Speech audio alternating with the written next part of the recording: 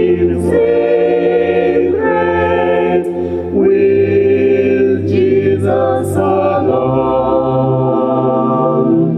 By looking to Jesus, like him thou shalt be.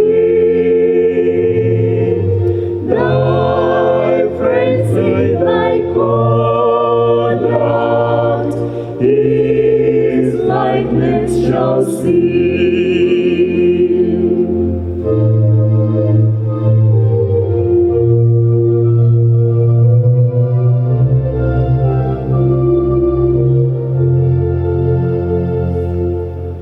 Take time to be holy, let him be thy guide, and run not before him, whatever betide.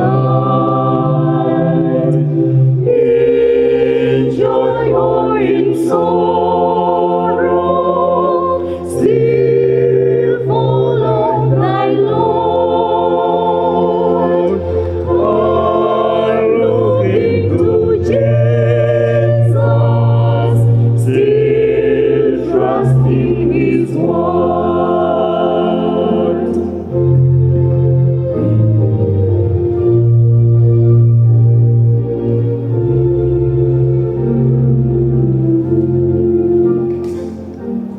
Take time to be holy, become in thy soul.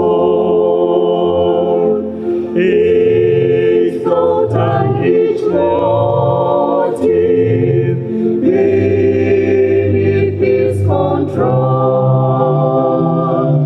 Thus led by the Spirit to fountains of love, thou soon shalt be